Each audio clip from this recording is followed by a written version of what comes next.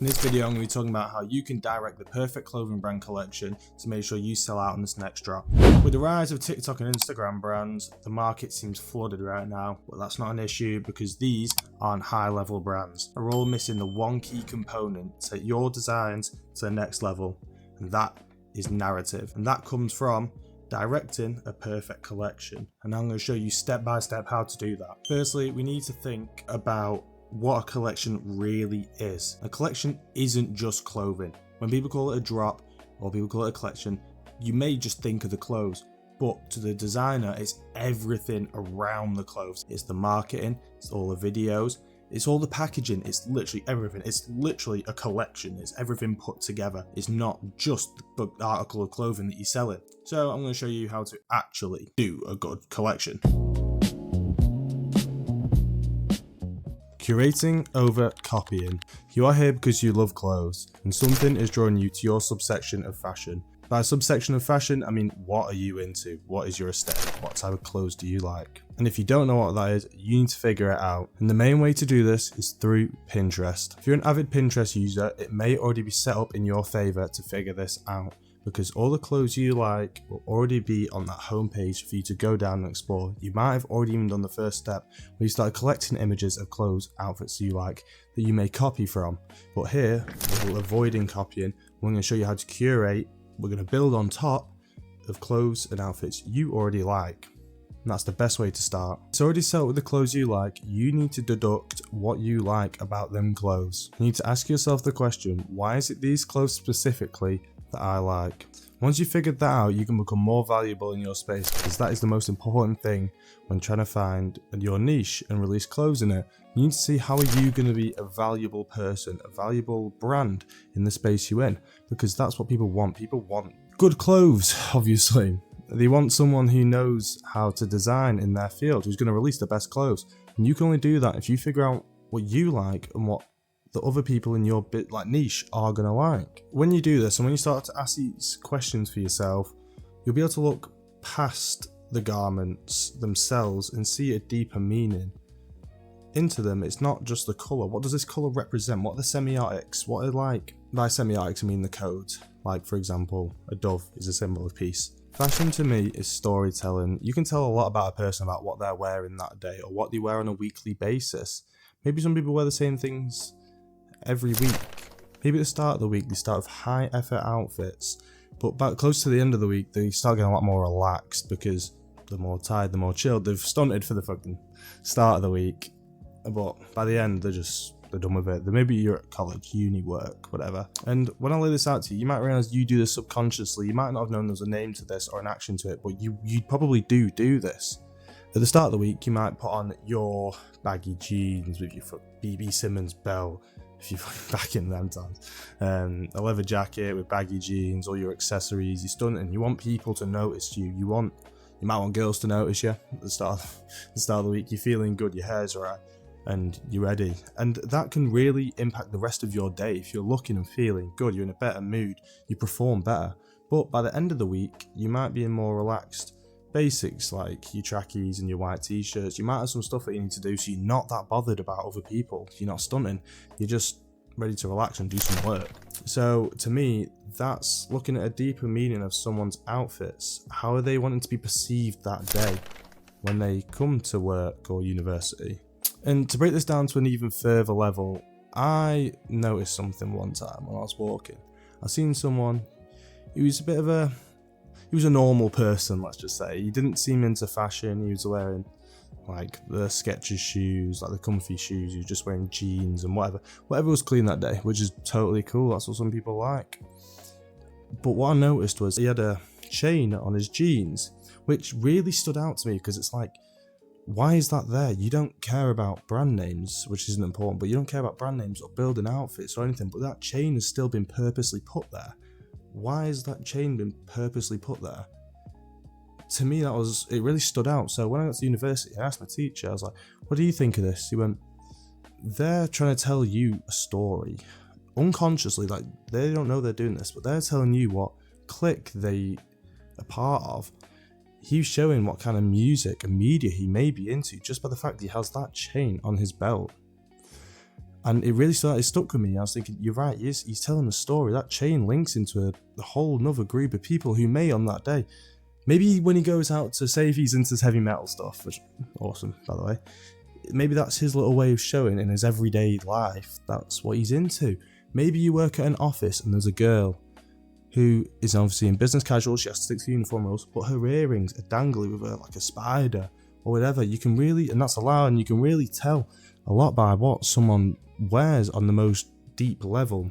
It's their personal storytelling, it's how they want to be perceived. So when you're next on Pinterest and you're gathering these images, and you're going to collect a massive gallery of images, and you're going to break them up in different subsections like clothes, accessories, wallets, and even media, because actually picking up different medias like films and aesthetics and colour combos and whatever is also important for when we're trying to pick up a pattern. You're going to look at a deeper meaning of why would someone wear this and choose this that day, or maybe not even that day because you won't be able to tell that through Pinterest, but why would they choose this? Why would they choose this colour combination? Is it just due to colour theory, or is it their favourite colour? But because they like something, they're able to look at it from a better angle than you are. They know what it works with. They know that colour, that fit, that whatever better than you. So when you try to copy, you're not just copying an outfit that looks good. You might not feel great in it because it's not you. And I think when you choose something that you like, you wear it better. You do. It comes with the confidence, even with a haircut, and it doesn't feel quite right because it doesn't look like you. And I feel like that's a big thingy with clothing. Someone who wears basketball jerseys all the time, if you put them in a leather jacket, they're going to feel strange. They're not going to feel like them. But if you put them back in what they wear, they will feel more confident and they will wear it better. It might seem more normal. It might be that thing, if you ever put on a hat that you don't typically wear, and you just say, I'm not a hat person, I don't usually wear these hats, it looks wrong. To everyone else, it probably looks quite normal, but to you, it just doesn't feel right. And I think that's one of the main important things you need to understand of when you're going to be designing clothes. You need to feel right, and because you've got to communicate this sort of clothing to other people. And if you don't know this clothing and you're just trying to gather off good looking outfits, you're going to really struggle. You need to know who you're selling to, how you're going to sell to them. And if you are one of those people and you're friends in that scene, it'll be a whole lot easier. In this next chapter, I'm going to teach you what to do with these images and how we'll start our design cycle.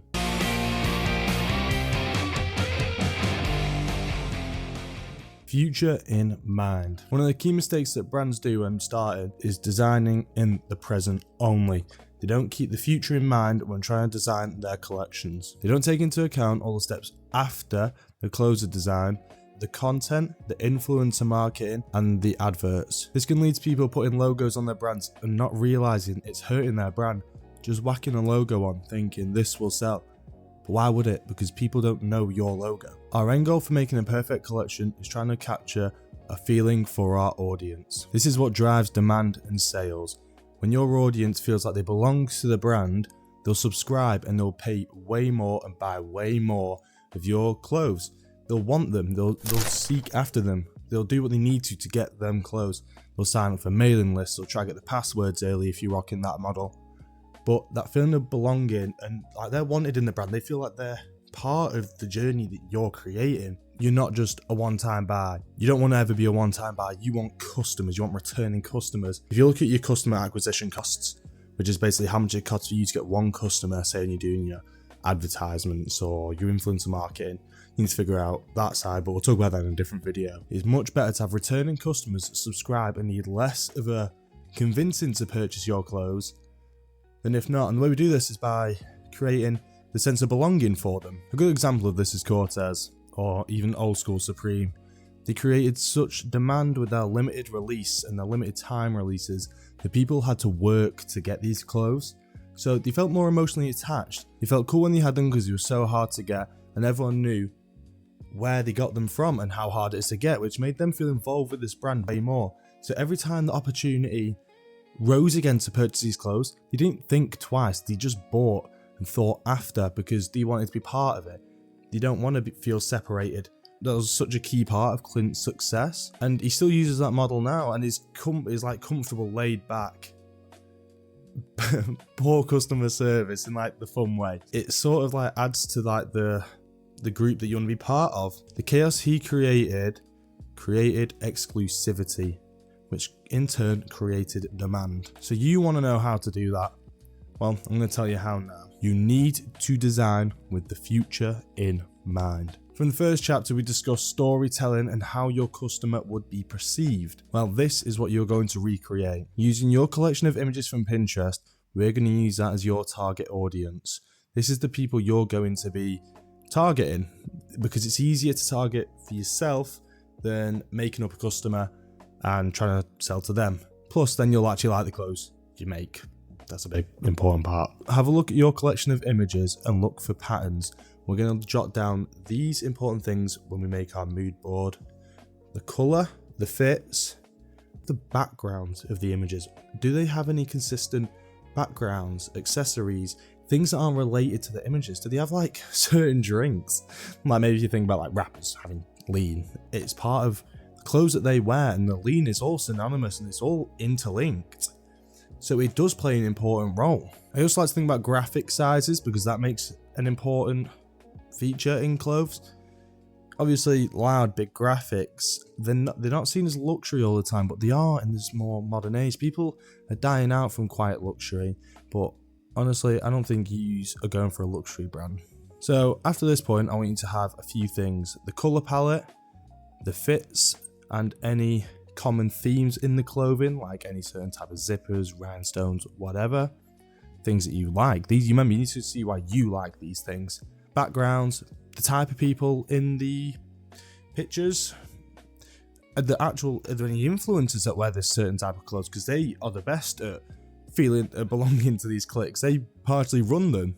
Like, you can think about two different influencers and they can dress completely differently, and that's why brands sponsor them, because they want to feel like their audience likes what that influencer likes, so they're able to sell to their audience. They want to be like that influencer, who is in turn part of the clique they're involved with. And this is where we think of the future ahead. Everything you have in that set of mood boards and jotted down information will be used to design your clothes and your content. And this is how we make a cohesive collection, where that pairs the clothes into the right place, so it really resonates with the audience subconsciously. Because you can put a Gucci shirt, but if you put it in a market stall, it could be real, but people think it's fake.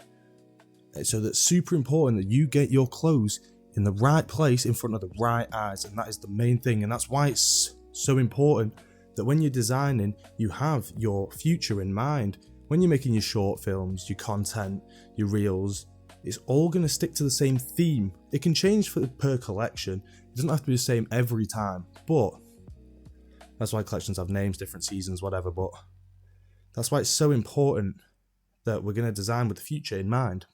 Now, that's the end of the video, guys. This is my first ever video, so let me know what you think. If I missed anything out, or you want to know about anything, let me know. I'll leave my Instagram below and you can message me and I'll reply to all of you. Obviously, unless there's like loads of you, but I highly doubt that's my first video. But yeah, so in the end, it is genuinely all about being cohesive.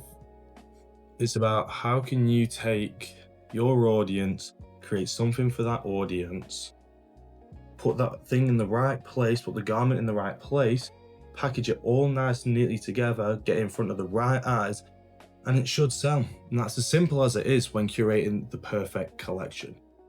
Thank you, guys.